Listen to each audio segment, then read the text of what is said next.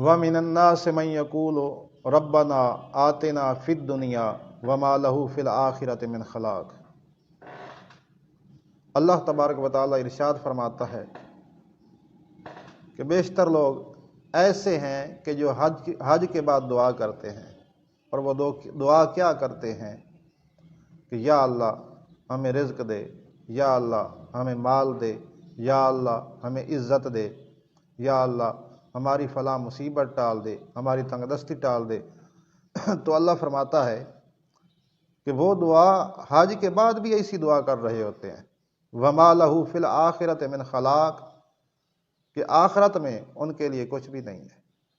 کچھ ایسے ہیں جو ایسے دعا کرتے ہیں ربنا آتنا فی الدنیا حسنۃ وفی الآخرۃ حسنۃ وقنا عذاب النار، کہ یا اللہ ہمیں دنیا میں بھی اچھائی عطا کر اور آخرت میں بھی اچھائی عطا کر، اور فرمائے کہ یا اللہ ہمیں، اور کہتے ہیں کہ یا اللہ ہمیں گناہوں سے بچا لے، عذاب دوزخ سے بچا لے۔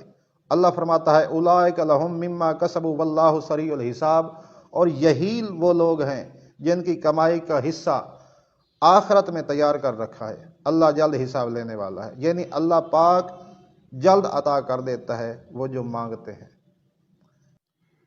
اور کچھ ایسے لوگ ہیں جو اس طرح دعا کرتے ہیں ربنا آتنا فی الدنیا حسنۃ وفی الآخرۃ حسنۃ وقنا عذاب النار، کہ یا اللہ ہمیں دنیا میں بھی اچھائی عطا کر اور آخرت میں بھی اچھائی عطا کر، اور ہمیں یا اللہ دوزخ کے عذاب سے بچا لے اور آخرت کے عذاب سے بچا لے۔ تو یہ جب دعا کرتے ہیں اللہ تبارک و تعالیٰ فرماتے ہیں کہ اولئک لہم مما کسبوا واللہ سریع الحساب، یہی وہ لوگ ہیں جن کے لیے حصہ آخرت میں تیار کر رکھا ہے، اللہ جلد حساب لینے والا ہے، یعنی اللہ پاک جلد عطا کر دیتا ہے وہ جو مانگتے ہیں۔ آگے فرمایا واتقوا اللہ واعلموا انکم الیہ تحشرون، دوران حج اس بات کو یاد کرتے رہو اور یقین کر لو کہ علم حاصل کر لو کہ یقیناً بروز محشر اٹھایا جائے گا، محشر کے دن میں جمع ہونا ہے۔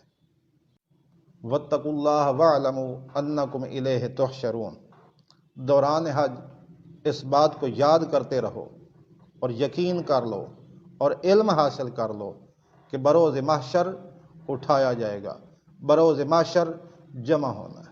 حضرت عمر رضی اللہ تعالیٰ عنہ حجر اسود کو دیکھ کر فرماتے ہیں کہ اے حجر اسود، نہ تو نفع دے سکتا ہے نہ نقصان دے سکتا ہے، میں تجھے کبھی نہ چومتا اگر حضور صلی اللہ علیہ وآلہ وسلم تجھے نہ چومتے۔ میدان عرفہ، اس میں جانے کا کیا فائدہ ہے؟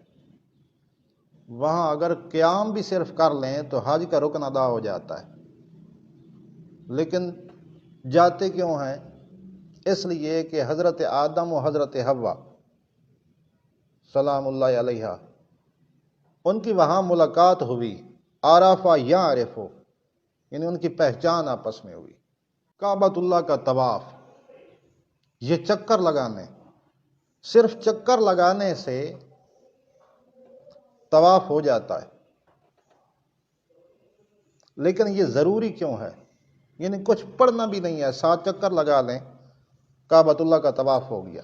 یہ ضروری اس لیے ہے، اللہ فرماتا ہے کہ یہ میرے آدم علیہ السلام کی سنت ہے اور میرے ابراہیم کی سنت ہے، اس لیے جب تک احرام باندھتے ہیں اور ننگے سر جب تک طواف نہیں کرتے اس وقت تک حج نہیں ہوتا، کیونکہ میرے ابراہیم کی سنت ہے، میرے آدم کی سنت ہے۔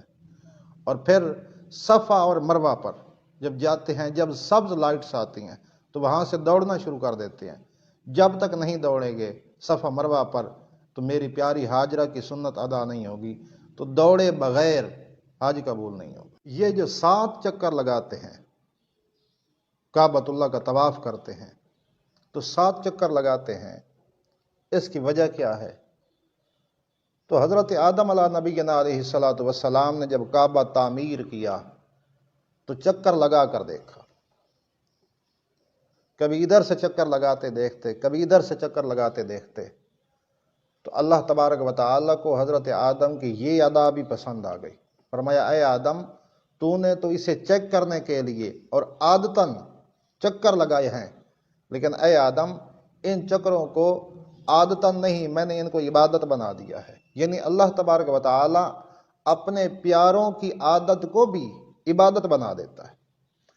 اور پھر یہ جو ایک کندھا خالی کر کے، دایاں کندھا خالی کر کے اور اکڑ کر پھر پہلے 3 چکر، اس کا کیا مقصد ہے؟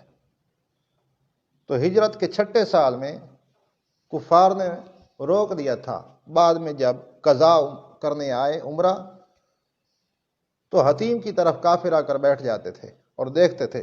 حضور صلی اللہ علیہ وسلم نے فرمایا کہ ذرا اکڑ کر پہلے 3 چکر چلنا ہے، اور کندھے پر کپڑا نہ ہو، دائیں کندھے پر کپڑا نہ ہو۔ اس کی وجہ یہ ہے کہ یہاں سے پتہ چلتا ہے کہ یہ طاقت میں ہے۔ وہ اس لیے کہ وہ کافر کہتے تھے کہ ہم نے تو صحابہ کو نکال دیا تھا، یہ جنگلوں میں رہے ہیں تو یہ کمزور ہو گئے ہیں۔ تو ان کفار کو دکھانے کے لیے حضور صلی اللہ علیہ وآلہ وسلم نے فرمایا کہ ایک تو اکڑ کر چلنا ہے، اور دوسرا دایاں کندھا جو ہے یہ خالی رکھنا ہے تاکہ پتہ چلے کہ یہ اب طاقت میں ہے۔ پھر بوسے سے شروع کرنا۔ اللہ تبارک و تعالی یہ بتانا چاہتا ہے کہ یہ نماز محبت ہے، اور بوسے سے شروع کرنا یہ قائم مقام تکبیر ہے، اور پھر کعبہ کا طواف کرنا یہ قائم مقام رکعتیں ہیں، یعنی یہ ساری نماز محبت۔